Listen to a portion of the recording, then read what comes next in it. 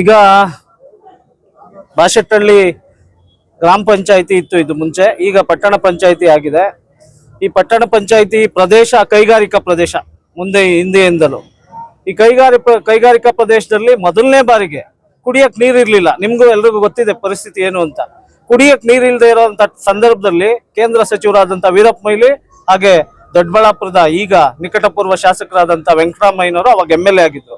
ಈ ಭಾಗಕ್ಕೆ ಫಿಲ್ಟರ್ ನೀರನ್ನು ಕೊಟ್ಟಿದ್ದು ಮೊದಲನೇ ರಾಜಕಾರಣಿ ಅಂದ್ರೆ ವೀರಪ್ಪ ಮೊಯ್ಲಿ ಮತ್ತೆ ವೆಂಕಟರಾಮಯ್ಯನವರು. ಆ ಕೊಡುಗೆ ಈ ಭಾಗದ ಜನರು ಅದನ್ನ ನೆನ್ಸ್ಕೊಬೇಕು. ಆ ನೀರಿನ ಕೊಡುಗೆ ಕೊಟ್ಟಿದ್ದು ನಮ್ಮ ಕಾಂಗ್ರೆಸ್ ಪಕ್ಷ. ಹಾಗೆ ಇಲ್ಲಿ ವೋಟರ್ಸು ಕಾಂಗ್ರೆಸ್ಗೆ ಮತ ನೀಡಕ್ಕೆ ತುಂಬಾ ಉತ್ಸಾಹದಲ್ಲಿದ್ದಾರೆ. ಯಾಕೆ ಅಂದ್ರೆ ಕರ್ನಾಟಕ ರಾಜ್ಯದಲ್ಲಿ ಜಾರಿಯಾಗಿರುವಂತ ನಮ್ಮ ಏನು ಗ್ಯಾರಂಟಿ ಯೋಜನೆಗಳಿದೆ, ಆ ಯೋಜನೆಯಿಂದ ಎಲ್ಲರೂ ಅನ್ನ ತಿಂತಿದ್ದಾರೆ. ಬಸ್ಸಲ್ಲಿ ಫ್ರೀ ಬಸ್ಸಲ್ಲಿ ಓಡಾಡ್ತಿದ್ದಾರೆ. ವಿದ್ಯಾವಂತರಿಗೆ ಅನುದಾನ ಬರ್ತಿದೆ. ಹಂಗಾಗಿ ನಮ್ಮ ಕಾರ್ಯಕ್ರಮ, ಕಾಂಗ್ರೆಸ್ನ ಜನಪ್ರಿಯ ಕಾರ್ಯಕ್ರಮಗಳನ್ನ ನೋಡಿ ಮತದಾರರು ವೋಟ್ ಹಾಕ್ತಾರೆ. ಅದ್ರಲ್ಲಿ ಅನುಮಾನ ಬೇಡ. ಈಗ ಈ ಬಾಶೆಟ್ಟಹಳ್ಳಿ ಇಂಡಸ್ಟ್ರಿಯಲ್ ಏರಿಯಾದಲ್ಲಿ ತುಂಬಾ ಸಮಸ್ಯೆಗಳಿದೆ.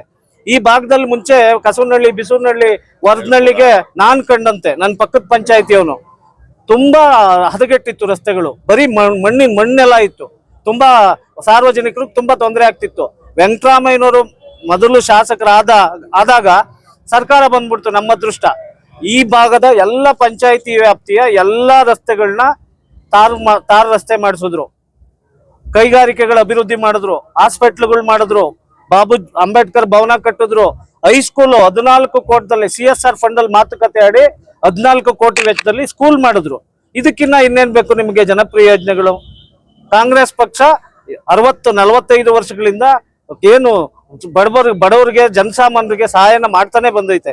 ಹಾಗಾಗಿ ಈ ಭಾಗದಲ್ಲಿ ಈ ಪಟ್ಟಣ ಪಂಚಾಯತಿ ಚುನಾವಣೆಯಲ್ಲಿ ಕಾಂಗ್ರೆಸ್ ಪರವಾಗಿ ಮತದಾರರಿದ್ದಾರೆ. 19 ಜನ ಅಭ್ಯರ್ಥಿಗಳಿದ್ದಾರೆ. ಬಹುಪಾಲು ಗೆಲುವು ನಮ್ದೇ, ಕಾಂಗ್ರೆಸ್ ಪಕ್ಷದ್ದು. ಕಾಂಗ್ರೆಸ್ ಪಕ್ಷ ಬಹುಮುಖ್ಯವಾಗಿ ಗ್ಯಾರಂಟಿ ಯೋಜನೆಗಳನ್ನ ತಂದುಕೊಂಡಿದೆ. ಈ ಚುನಾವಣೆಯಲ್ಲಿ ಯಾವ ರೀತಿ ನಿಮಗೆ ಲಾಭ ಆಗ್ತದೆ? ಅಲ್ಲ, ಈಗ ಕಾಂಗ್ರೆಸ್ ಪಕ್ಷದ ಗ್ಯಾರಂಟಿಗಳ ಸಾರ್ವಜನಿಕರು ಏನ್ ನಮ್ಮ ಜನ ಇದ್ದಾರೆ, ಅದರ ಫಲಾನುಭವಿಗಳವರು ಅದನ್ನ ನೋಡಿ ಮತ ಹಾಕ್ತಾರೆ. ಈಗ ಅಕ್ಕಿ ಎಷ್ಟು ಕೊಡ್ತಿದ್ದಾರೆ ನಿಮ್ಗೆ ಗೊತ್ತಿತ್ತು. ಬಿಜೆಪಿ ಸರ್ಕಾರ ಇದ್ದಾಗ ಎಷ್ಟು ಕೆಜಿ ಕೊಟ್ರು, ಕಾಂಗ್ರೆಸ್ ಬಂದ್ಮೇಲೆ ಎಷ್ಟು ಕೆಜಿ ಕೊಟ್ರು. ಮೂಲಭೂತ ಸೌಲಭ್ಯಗಳನ್ನ ಮಾಡಿರೋದು ಕಾಂಗ್ರೆಸ್ನವರು. ಈಗ ಬಿಜೆಪಿ ಅವರು ಬಂದು ನಾನ್ ಮಾಡಿದೀನಿ ಅಂತ ಹೇಳ್ಕೊಬಹುದು. ಬಿಜೆಪಿ ಅವರು ಏನು ಅಂತ ನಿಮ್ಗೂ ಗೊತ್ತು. ಬರೀ ಸುಳ್ಳು ಹೇಳೋದೇ ಅವ್ರ ಕೆಲಸ. ಅರ್ಥ ಆಯ್ತಾ? ಹಾಗಾಗಿ ಜನ ಬುದ್ಧಿವಂತರು, ಸಾರ್ವಜನಿಕರು ಇವತ್ತೇನು ಯೋಚನೆ ಮಾಡಿ ಮತದಾನ ಮಾಡ್ತಾರೆ.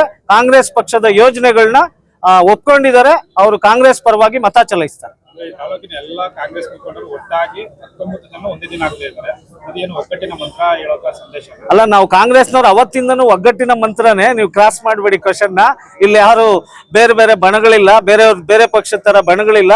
ನಾವೆಲ್ಲರೂ ಒಗ್ಗಟ್ಟಾಗೆ ಇದ್ದೀವಿ. ಎಲ್ಲಾ ನಾಯಕರುಗಳು, ಮುಖಂಡರುಗಳು, ಪಕ್ಷದ ಎಲ್ಲಾ ವಿವಿಧ ಘಟಕಗಳ ಪದಾಧಿಕಾರಿಗಳು ಮತ್ತೆ ಮುಂಚೂಣಿ ಘಟಕಗಳ ಅಧ್ಯಕ್ಷರು, ಪದಾಧಿಕಾರಿಗಳು ಬಂದವ್ರೆ. ನಾವೆಲ್ಲರೂ ಇಲ್ಲೇ ನಿಂತು ಒಗ್ಗಟ್ಟಾಗಿ ಕೆಲಸ ಮಾಡ್ತೀವಿ. ಕಾಂಗ್ರೆಸ್ ಪಕ್ಷನ ಗೆಲ್ಸಕ್ಕೆ ಪ್ರಾಮಾಣಿಕ ಪ್ರಯತ್ನ ಪಡ್ತೀವಿ. ಗೆಲುವು ನಮ್ಮದೇ, ಕಾಂಗ್ರೆಸ್ ಪಕ್ಷದ್ದು. ಬಿಜೆಪಿ ಜೆಡಿಎಸ್ ಮೈತ್ರಿ ಆಗೋಗ್ತಿದೆ ಅಂತ ಹೇಳ್ತಾ ಇದ್ರು. ಮೈತ್ರಿ ಎಲ್ಲ ಒಡೆದೋಗ್ಬಿಟ್ಟೈತೆ. ನೀವೆಲ್ಲ ನೋಡಿದ್ದೀರಾ, ನಿಮ್ಗೆ ಗೊತ್ತಿದೆ. ನಮ್ಗಿನ್ನ ಹೆಚ್ಚಾಗಿ ಮೀಡಿಯಾದವ್ರಿಗೆ ಗೊತ್ತಿದೆ ಮೈತ್ರಿ ಎಲ್ಲೆಲ್ಲಿ ಕೆಲಸ ಮಾಡ್ತಿದೆ. ಎಲ್ಲ ಮೈತ್ರಿ ಎಲ್ಲ ಒಡೆದೋಗಿದೆ. ಹಾಗಾಗಿ ಮೈತ್ರಿ ಪಕ್ಷಕ್ಕೆ ಅನುಕೂಲ ಆಗಲ್ಲ.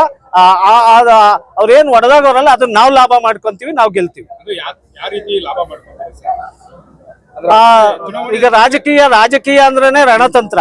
ರಾಜಕೀಯ ರಣತಂತ್ರನ ನಮ್ಮ ಎಲ್ಲ ಕಾಂಗ್ರೆಸ್ ಪಕ್ಷದ ಮುಖಂಡರು, ಹಿರಿಯರು ರಣತಂತ್ರ ರೂಪಿಸಿ ಗೆಲ್ಲೋ ದಾರಿಯಲ್ಲಿ ಹೋಗ್ತಾ ಇದ್ದೀವಿ. ಮಾಜಿ ಶಾಸಕರಿಗೆ ಇದೊಂದು ಪ್ರತಿಷ್ಠೆಯ ಚುನಾವಣೆ ಆಗಿದೆ. ಹೌದು, ಪ್ರತಿಷ್ಠೆ ಚುನಾವಣೆನೆ. 100% ನಾವು ಗೆಲ್ತೀವಿ.